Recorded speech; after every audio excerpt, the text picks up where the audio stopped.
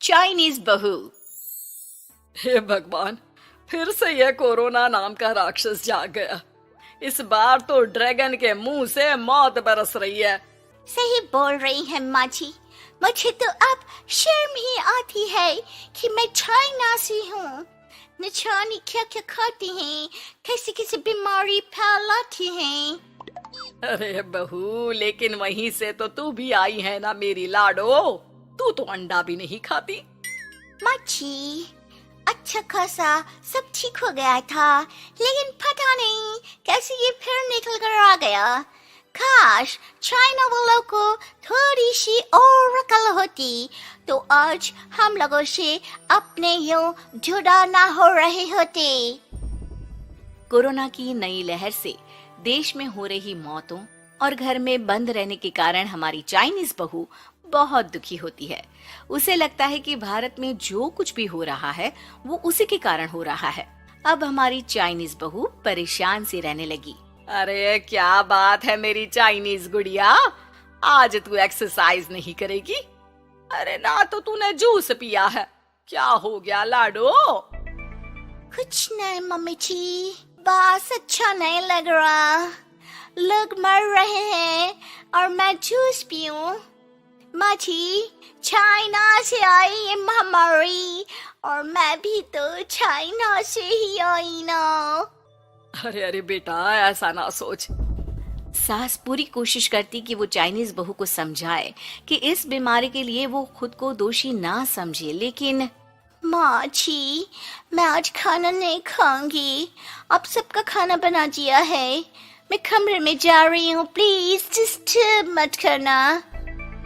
सास ने अपनी हंसती खेलती बहू का ये रूप तो कभी देखा नहीं था, लेकिन करती भी तो क्या। अगले दिन सुबह सुबह, अरे ये पूरे घर से स्वादिष्ट खाने की महक आ रही है। ये कौन है जो चाय बनने के वक्त लंच बनाकर तैयार कर रहा है? वो किचन में आती है जहाँ चाइनीज बहू ने शुद्ध वैष्णव खाना तैयार कर रखा था। अरे बहू, सोई नहीं क्या जो इस वक्त इतने प्रकार का खाना बना लिया? हाँ हाँ माँ जी, क्या करे, जब दिल में बोझ हो तो नींद नहीं आती। तभी तो मैंने सोचा मैं गरीब और जरूरतमंद लोगों को खाना पहुंचा दूंगी। वो ढेर सारा खाना रोज बनाती और गरीब और बेसहारा लोगों में बांटती। क्या कर रही है बहू? कितने दिनों से देख रही हूँ तू अच्छे से सोती भी नहीं है। क्यों कर रही है लाडो? क्या करूं माँ जी, मेरे देश के लोग जीवन की लड़ाई लड़ रहे हैं और मैं सो जाऊं, मुझसे नहीं होता। एक दिन चाइनीज बहू पीपीटी किट पहनकर खड़ी होती है। अरे ये क्या बेटा, खाना देने जा रही है या लड़ाई लड़ने? माँ जी, मैं कुछ दिनों के लिए घर नहीं आऊंगी। मैंने सोचा है कि मैं घर से बाहर रहकर कोरोना के मरीजों की देखभाल करूंगी। ओ प्लीज प्लीज आप मुझे रोकना नहीं। नहीं नहीं बहू, ये तो तूने बहुत ही नेक काम सोचा है। बस बेटा तू अपना ख्याल रखना। बहू वहां से चली जाती है, लेकिन सास की रोज फोन पर बहू से बात होती। घर पर क्या है माँ, क्यों भेज दिया तूने उसे? बाहर कितना खतरा है, उसे कुछ हो गया तो? अरे बिल्कुल चिंता ना कर, उसने सारे नियम कायदे को फॉलो किया है। अरे वो बिल्कुल ठीक रहेगी। और अगर मैं उसे मना कर देती ना तो उसकी अंतरात्मा उसे सोने नहीं देती। तू तो सारा दिन घर से ऑफिस का काम करता, लेकिन मैंने देखा है उसे कितना परेशान रहती थी कुछ दिनों से। हाँ वो भी है। उधर चाइनीज बहू लोगों का खूब ख्याल रखती, उन लोगों तक खाना पहुंचाती, उनके बच्चों की देखभाल करती। एक दिन बहू अपनी सोशल साइट देख रही थी तो उसे दिखता है कि एक आदमी ने बच्चों की देखभाल के लिए पोस्ट डाली है। बहू उसे फोन करती है। मैं आपकी कोई मदद कर सकती हूँ, प्लीज बताओ। दूसरी तरफ से आवाज आती है। मैं और मेरी बीवी दोनों ही कोरोना से पीड़ित हैं। हम लोगों के बच्चों को देखने के लिए कोई नहीं है, प्लीज हमारी मदद करो। हाँ हाँ बिल्कुल, आप परेशान ना हो, मैं आ रही हूँ। मुझे आपका एड्रेस बताओ। वो आदमी बहू को पता लिखवाता है। वहाँ वो पहुँच जाती है। ओह, ये किसे बुला लिया आपने? ये तो चाइनीज है, इसी के कारण तो हम लोगों का देश इस परेशानी से जूझ रहा है। अरे पर ये तो हिंदी में बात कर रही थी। तभी बीवी की ऑक्सीजन लेवल गिरने लगती है। ये क्या हो रहा है? आप टेंशन क्यों ले रहे हैं? जल्दी से इन्हें अस्पताल लेकर जाइए। रुकिए, मैं आपको एक अस्पताल में बेड भी दिला देती हूँ।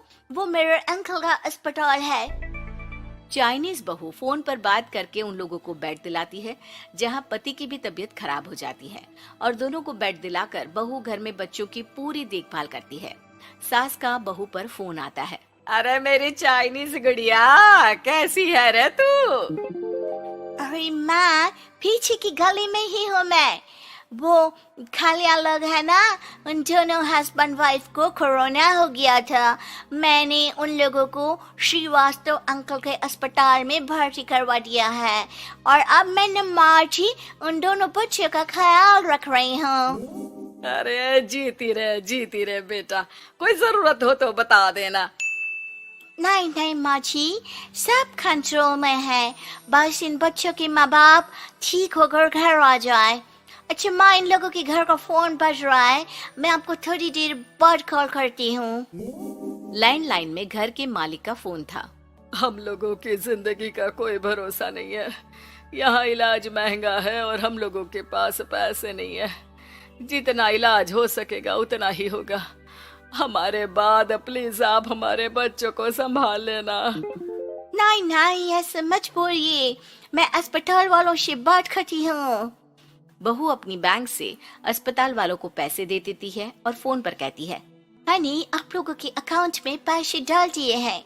इन दोनों का अच्छे से इलाज होना चाहिए। पैसे की जरूरत होगी तो मैं और डाल दूंगी। सारा दिन बहू कोरोना पेशेंट के बच्चों को देखती, रात में ढेर सारा खाना पैक करके जरूरतमंदों में बांटती।